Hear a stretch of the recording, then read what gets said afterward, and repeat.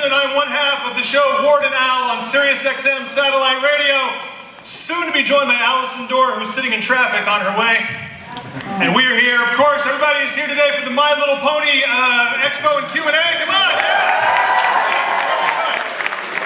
The cast wanted me to let you know in advance they're going to tell you everything about Season 7.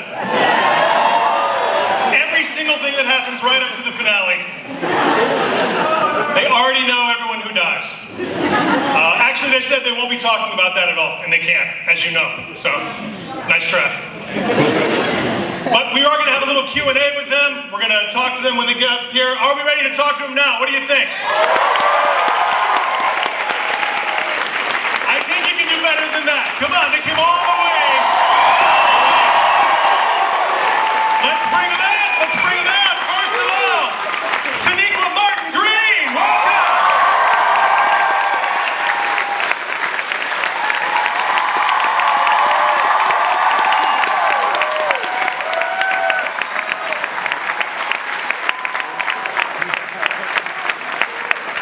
The one and only Scott Wilson!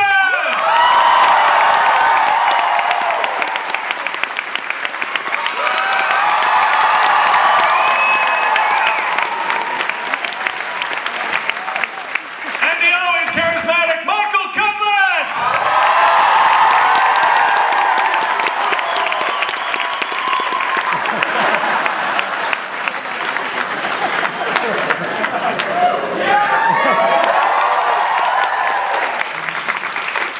Here they are from The Walking Dead in person at Fan Expo. Welcome, guys. Thank you. Scott, good to see you with your regular head. Yeah. Well, some people don't feel that way. It's great to have you guys here. Now, you've all been to Toronto before, right? For different reasons, sometimes filming. I've been here before. I've never been here before. It's my First time? Yeah. First time. I've been He's like, I've been here. Scott's like, I've shot 17 movies. Exactly. I've lived half my life. Scott and I were talking backstage before the show started. We're both originally from Georgia, and you actually went to California. I said something that people don't do anymore. You actually hitchhiked to California. That's how you started acting, right? I did, yeah. I was 19. I left Georgia. I had $40. I got drunk and ended up in an acting class. And I mean, what a hell of a career it's been, too. I mean, when you signed on to do The Walking Dead, did you think that all of this was going to happen, or for you was it another character role in a very impressive list of character roles? I don't think anyone could have known that the show would become what it became and what it is. So no, I didn't know. I knew that there were some good people involved, and I had the opportunity to see the first season. And I said, yeah, I'd love to work with those.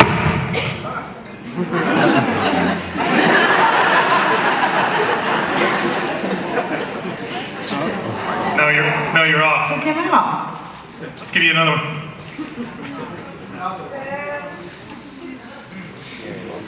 Take that one. All right. Okay. Yeah, so anyway, you Back have to to the take care of this one is, okay, there we go. But you had good people on it. Frank Darabont, Gil and Hurd, and you knew if they were involved, something really special could happen. And it did, and it continues. So, anyway, that's it. Sonequa, you're originally from Alabama. Yes. So- Roll Tide. Go Dogs. All right. So it's not a big stretch for you to be filming down in Georgia, coming from right next door. Right. Yeah. It's so interesting because I left the South kind of in a hurry. I zipped out of there to New York, and then came right back. But when you leave, especially when you make as big of a move as I did, you kind of forget. So the first time I came back, I thought, I grew up in this environment, in this weather. This is what I grew up in, because it's so hot. And you forget, you know, but yeah. Yeah, it's not a dry heat either. No. It's like a boiling blanket, don't you think? Sucks. A boiling wet blanket on you. Most of the time. And then you got to shoot with, you know, fake blood dried to you, and all that crap on you, and dirt and everything like that in that heat. You know, it's swampy, as they say. That helps what we're doing, what we're dealing with in the show. We always joked about, okay, so the season is started, you've been walking on the road, you're miserable, and it's been a really shitty day. You're like, okay, we're good. Yeah. You got all the layers and the weapons and all of it's so heavy, and then they're like, and run full speed, and you know, and be so upset while you're doing it. And it's great, because as challenging as it is, I think it makes it more fulfilling for us. And they did a really good job of hiding your pregnancy. What was it like having to fake that for so long? That was quite an experience. I really don't have words to describe what an amazing experience it was, to be honest. I say some of the same things, but it really doesn't describe it. Everybody was amazing, by the way. People were so generous and giving and helpful and caring. And I was all belly, so that really helped. Because by the time I popped, we were able to do shots, you know, medium shots, and you couldn't even tell.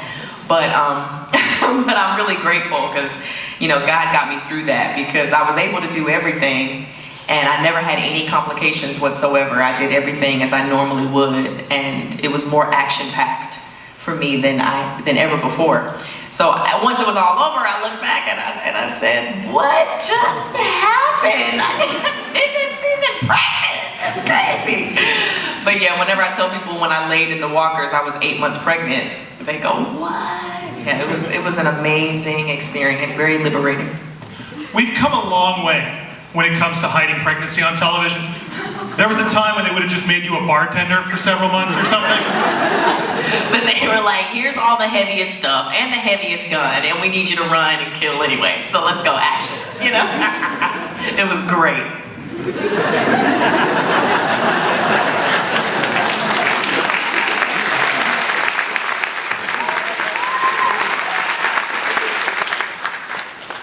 Here she comes from the Ward and Al show, Allison Dorr.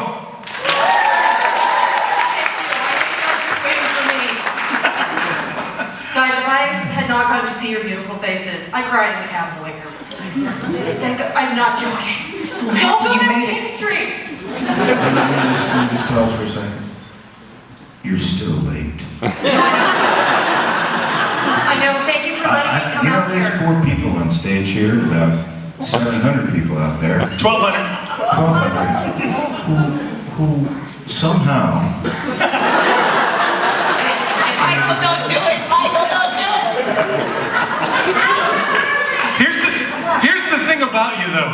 On screen or in person, you're one of the most goddamn intimidating people I've ever met. Like, when I just met him 15 minutes ago. I just met him 15 minutes ago, and I'm like, hey, nice to meet you. He's like, oh, it is. I was like, here's my wallet, here's my watch, go! Hi, welcome. Thank you for being so gracious as to allow me to come out here. But I will say, Michael, I'm a little bit mad at you too. I'm okay with that. I don't know if it's, You like the way I handled the whole Rosita thing? you know that was not okay, sir. Listen, sometimes guys just can't find the right words. Sometimes we're really good at finding all the wrong words. Never have I wished so hard for it's not you, it's me. Just, well, don't get me wrong, I want you and Sasha to be together. But just, God. Could have tapped the brakes a little bit, right? My brother said it would have been nicer if he just killed her and told everyone the zombies got her.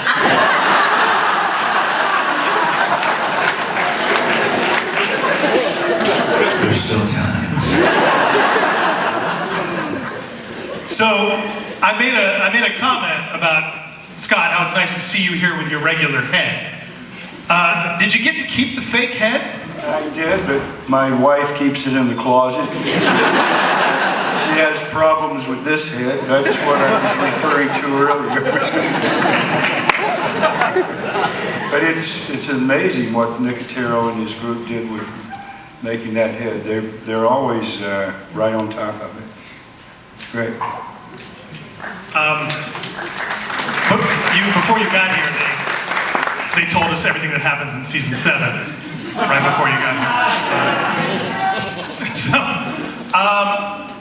and that's something to be said about The Walking Dead is the amazing makeup and effects on that show. What is it like working around, I mean, just dozens, sometimes hundreds of actors who've spent an entire day in the makeup chair just to walk by like,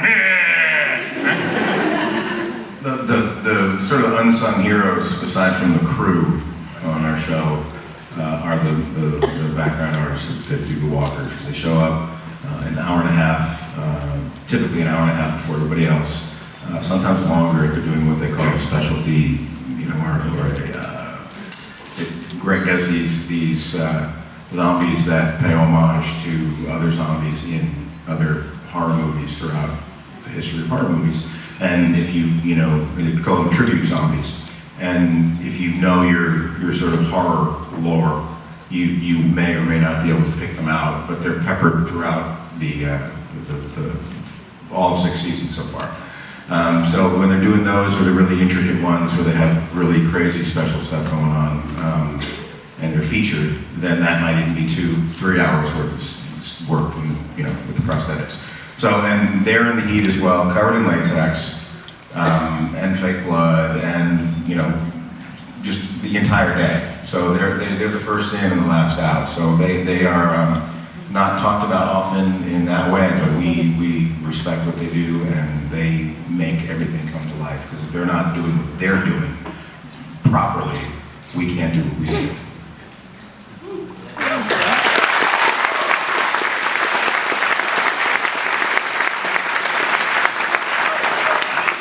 Zombie budget, because somehow it sometimes seems like it must be like 70% of the show. Oh man, I don't know.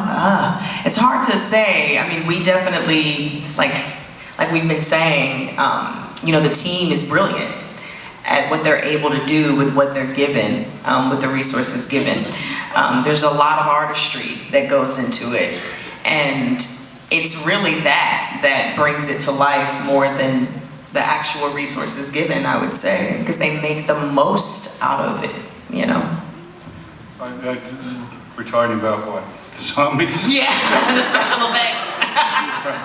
No, it's cool. I mean, there are like 3 stages of them. There's the ones that are going to be up close to the camera, and those who are a little further back, and those who are even further back than that.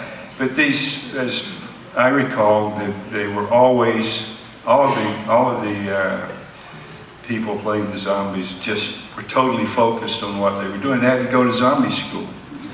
I said, that's cool. I mean, I actually watched it one day so I could learn how to be a zombie. But it's amazing what they do because they're always on. And as an actor, you're sitting there and you look up and they're always on, so it helps you stay in your world. And that's the world that they're in too. But I enjoyed it. It was fun working with them. And they did bring a lot of credibility to and continue to bring a lot of credibility to the show. You know, we talked about the makeup, we talked about the heat, you know, the weather in Georgia. Okay, so from the heat and sitting in the makeup chair and all the special effects and everything and the weather, I mean, and you do a lot of your own stunts on this show, you know, you have to. What's the hardest part about filming The Walking Dead?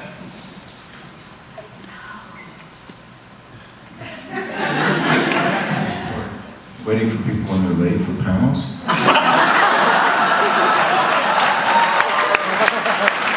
He is joking with you.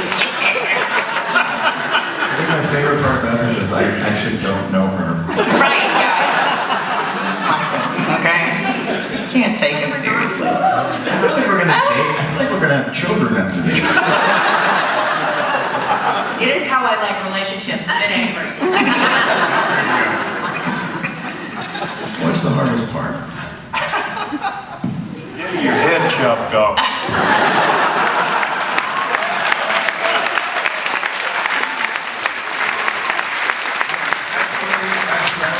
The hardest part is saying goodbye. Yep, that's what I was gonna say. Those that we've worked with and have had an amazing time with. The hardest part is not working with people that you wanted to work with because they're no longer there. We are definitely a family down there. We are an hour out of Atlanta. Most of us who work on the show are coming from somewhere else. So we are the only family we have. We're like the equivalent of like we're our own little division that's been deployed to south of Georgia. And you create the family who's with you because they are the people that you have with you and they are the closest, and you are sharing these incredible, passionate.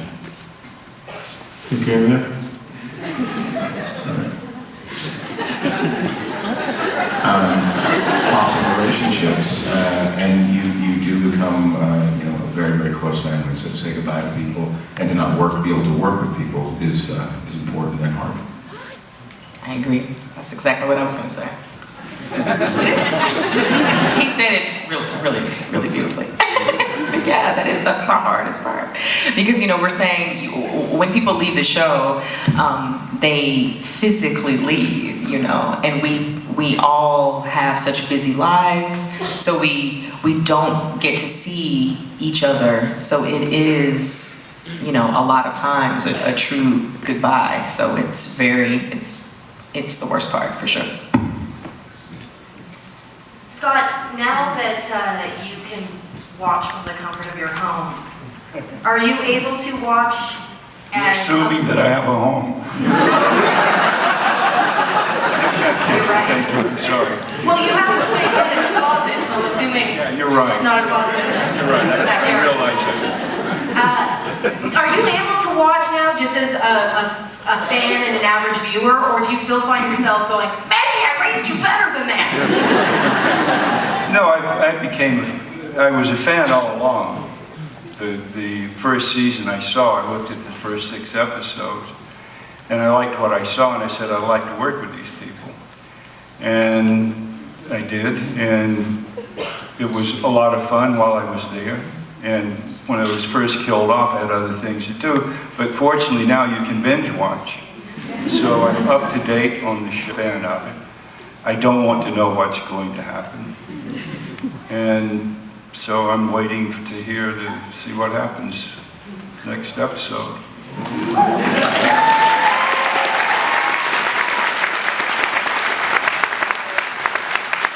And we're gonna open the floor to some questions. There are microphones on either side of the theater. Over here, there'll be people over there that can take care of you guys. Just line up there.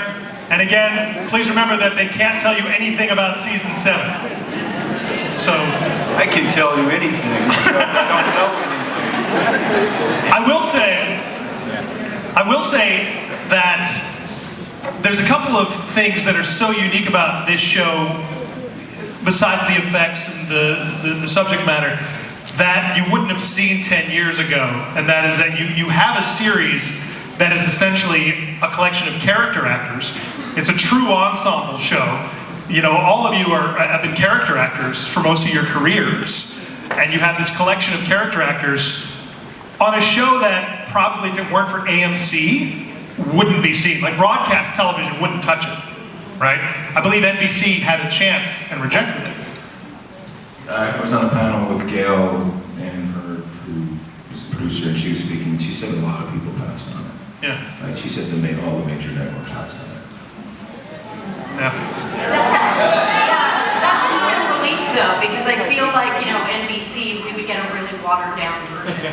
And It would definitely be in Chicago. Chicago Zombie. But Zombie Cop. But Michael, you've talked before about being on a show like Southland that you were on for several years.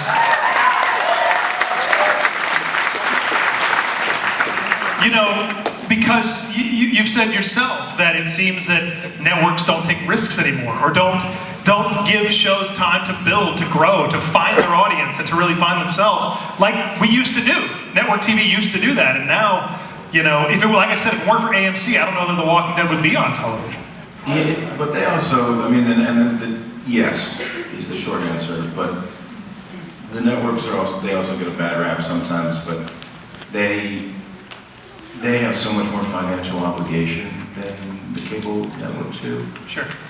It costs a lot to be a network from the network standpoint. So they're operating a lot of times when they get in trouble on fear. And when you're afraid, you don't sort of go, well, let's see what happens. You go, no, we have to actively be, we have to feel like we're actively doing something, as opposed to letting a show go. But when you look historically at some of the biggest shows out there, shows like Friends and Cheers, they took time to catch on.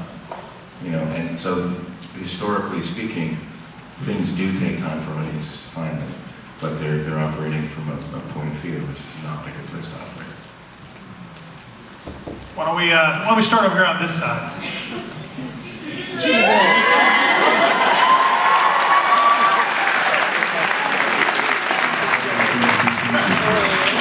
Yes, from The Walking Dead at the microphone.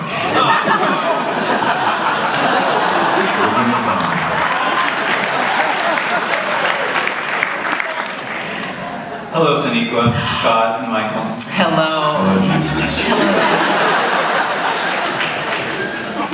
I am a big fan of the show. I'm a big fan of you.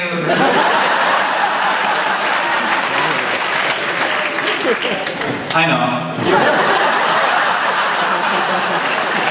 I need to talk to you on something. I particularly enjoyed, Scott, your portrayal of Herschel.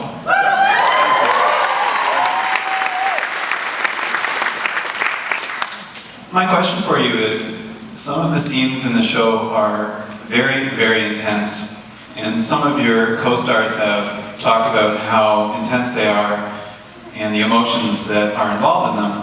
And I was wondering, what are some things that you do to recover from those scenes? What are some things that you do to recuperate and get better after doing such emotionally intense scenes? In my case, I needed some good glue for the leg, and then for the head.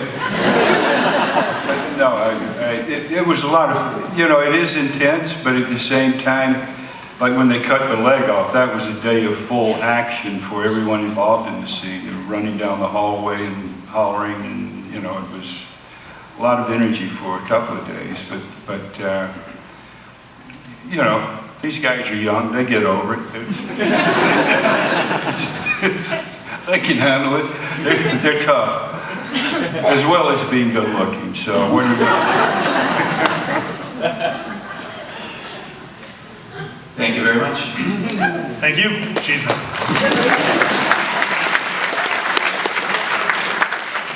Hey guys, Jason here. Hello. How are you? Good. This is a two-parter. First one is not about The Walking Dead, so I'm going to cheat a little here. What's your favorite movie of all time? And second question is, what's your favorite episode of The Walking Dead and why? Okay.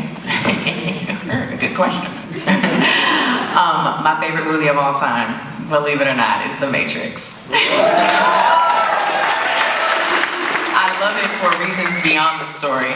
I love the story because to me it's just a futuristic story of Jesus. And as you guys already know, he is my Lord and Savior. So I love that. And then I really love that it revolutionized the industry. I just love that about it. So much has been built on the foundation that The Matrix laid. So I appreciate it for that reason too. And they trained for a whole year. I love that too. And did you say favorite episode? Favorite episode? My favorite episode is still to this day the pilot. Hands down. Some of the best TV ever, I think. Are you a film student or involved in cinephile or what? Close, aspiring actor. Yeah. All right. Well, there's a film, an old silent film that Eisenstein directed, a Russian director, called Potemkin, Battleship Potemkin. And he kind of invented cross-cutting, which was amazing what he did in that film. I assume some of you have seen it anyway. But it's just stunning. And there's a moment in there, not the one that most people talk about, with the baby carriage bouncing down the steps while they're cutting back and forth to the marching troops, you know, all that. But there's a scene where this woman is running down the steps with her child. And the child is shot and killed, and she keeps running a couple of flights of stairs before she realizes he's gone. And she turns around and looks, and just the look on her face is an acting lesson. It's really just stunning what she does. So that, to me, is probably the most amazing moment that I've ever seen in film. So there are a lot of great movies out there, but it's hard to choose one. But that film set the stage for what happens now in movies by cross-cutting.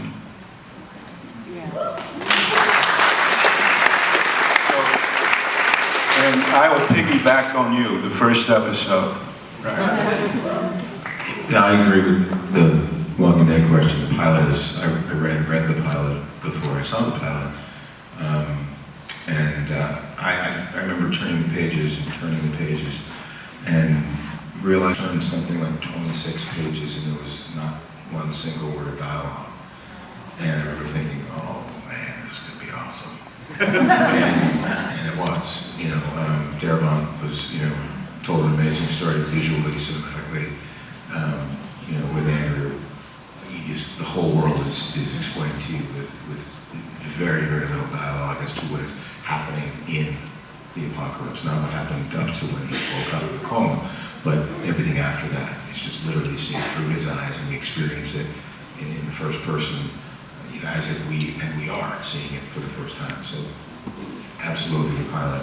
And I also agree with Scott. There's a ton of great films out there. A film that has stuck with me over the years is Fight Club.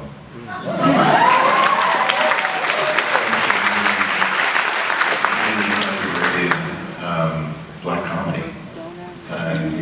They weren't able to market it because the jokes, if you will, take place over 15 pages. They're really long burn jokes, and the sort of the social commentary as well. So I think they got sort of screwed up in marketing the film because it was so good. So that's one that sticks out to me. But there are a ton of really great films out there. Thanks, guys. Also, I'd like to add, I was not born when they shot Potemkin.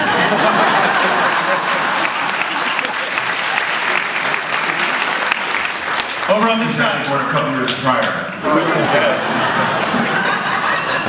Hi guys, I'd just like to thank you for coming in. Oh, thank you. I have one for you, Sonequa. I was wondering what it was like to create a character that wasn't in the book, to find that character that didn't exist beforehand. Yeah, thank you for that question. It was really exciting, actually. I felt that the possibilities were endless. However, I do think that's the case for everyone because the show has established its own identity separate from the graphic novel. But I found freedom in it, and I found adventure in it as well.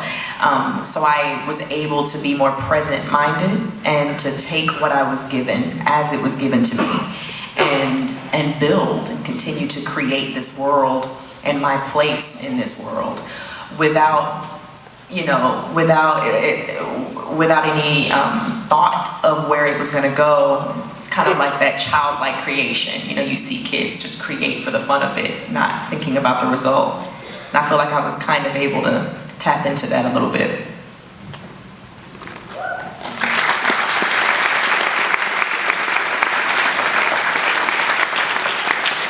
Go for it. I have two questions, one for Scott and one for Michael. How would Herschel handle Negan? Like, would you decide with Rick or Morgan?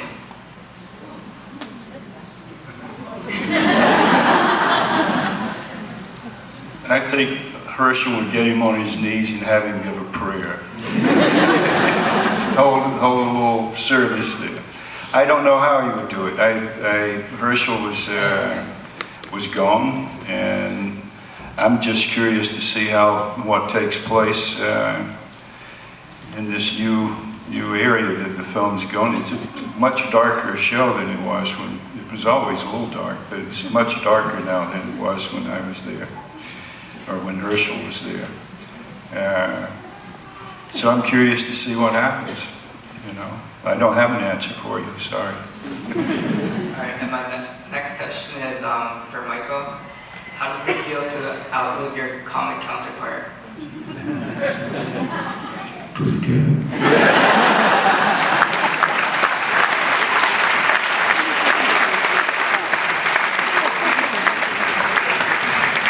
The young lady. Can someone hold her up to the microphone? Hi, my name is Rose, and this is a question for everyone. My question is, what was the best prank? Because I know there's a few pranks going on right now. What's the prank you witnessed? Like, what was your favorite? I told her that the panel started later than it does.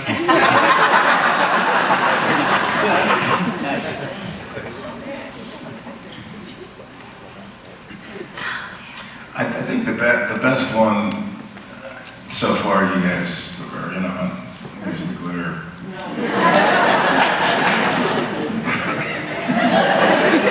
The best part about actually the first video that went out with, if anyone doesn't know out there's Norman glitter bombed Andy, poured a bunch of glitter into the vents of his car and turned the air conditioning on high, so when he got in and started it up, it blew glitter.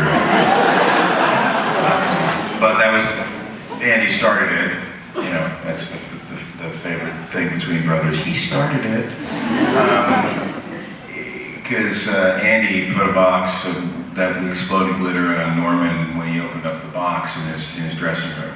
The best thing about the one in the car was actually, you guys didn't see, he ran to his car first, not right, he didn't know what was going on, but he was late for something and he ran to his car and he got into his car. So you saw the aftermath after it had already done it once. They went back and he filmed him when he got back into it again, the car again. You didn't see the initial, he got completely blasted. And then Andy bombed himself. Yeah, at Comic-Con. He was gonna blow it on Yeah, he had it stashed in his pocket and he was gonna blow it on Norman. He was so excited about it, and then he did it, but he didn't do it right. He said, I should have flattened my hand. Right, he said, I should have flattened my hand. And he had his finger like this, his hands like this. And so it just blew, and it blew all on his mouth. So it was just like blew back on his mouth. So yeah, that's definitely the best. Thank you for that question. Nice to meet you guys. Nice to meet you too. The young lady with the green hair. Hi, my name is Kaylee. Hi. And I have a kind of two-part question. How do you feel the new relationship between Sasha and Abraham is going to cause tension between Sasha and Rosita?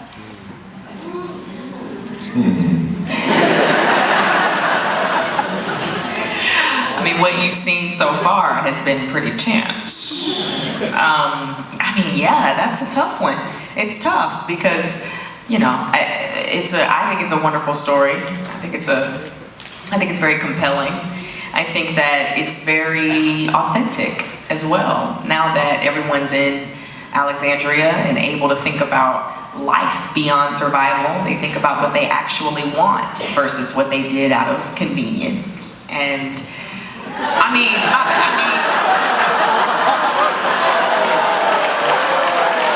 now, come on. I only say that because he said it before. I've often been described as convenient. But beautifully. Like the times he's answered that question and I've been around, it's just like him and Rosita both, they did that to each other. They said, you know, we're here, why not? And now it's more about what you actually want. And I love what you said too at San Diego. He said that, you know, he still cares for Rosita. And obviously I still love Bob too, but you know, we've chosen each other. We see something in each other and we're like-minded in that war spirit kind of. And so, I mean, you know, that was a rough breakup to witness too. So that's what I'm saying. It's a tense situation.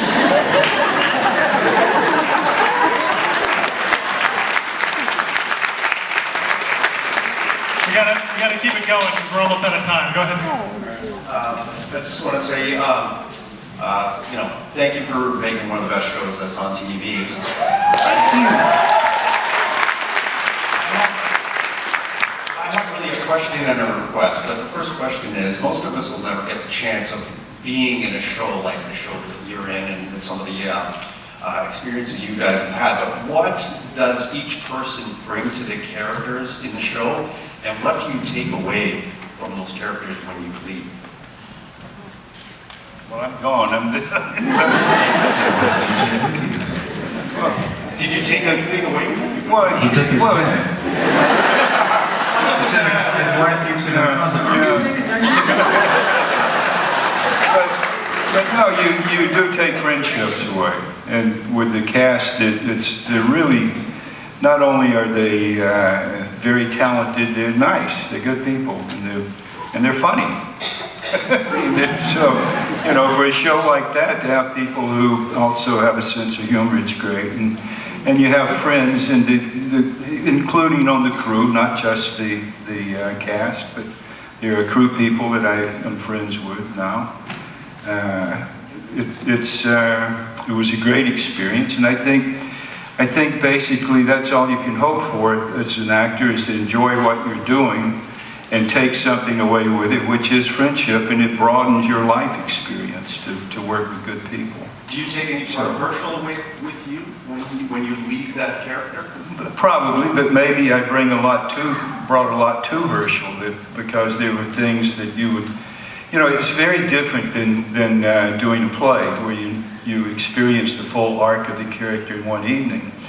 In film, you also recognize the full arc of a character by reading that script, or if you're doing a guest shot in television. But if you're on a show for longer than that, like television, and it kind of took me by surprise, I wasn't expecting it.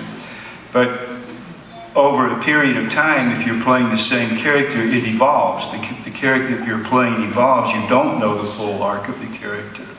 So you have to, it kind of organically develops, and you plant things that even a look, and you say, I hope this translates, and I hope it pays off somewhere down the road. And sometimes it does, sometimes it doesn't, but it was fun as an actor for me to be involved with a character for that amount of time, to experience how it changed over that period of time. Thank you. And Michael, could you please say, who's Deanna? Who's Deanna?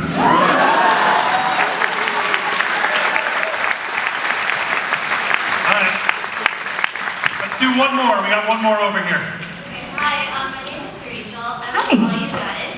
And I have a comment for Sonequa. I'd like to say that looking at you and the actress who plays Michonne, I love how you give such a strong, positive role model, and how you portray the beauty of black natural hair. You and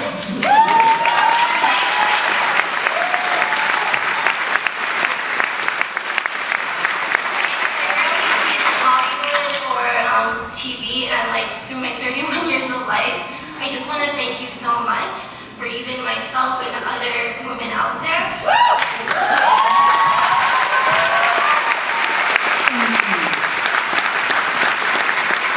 you. That means a lot. You just touched me. Thank you. Thank you for that. That's a blessing. And we are out of time, guys.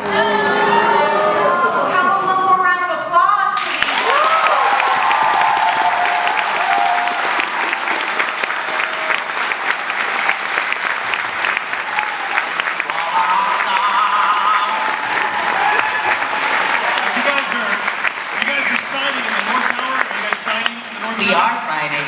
We love you. We love you. The cast of The Walking Dead!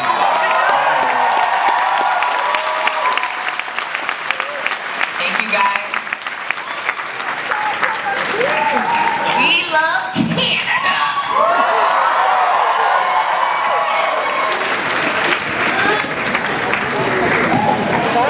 They're in the North Tower. You can still get autographs today. Thank you, Mark.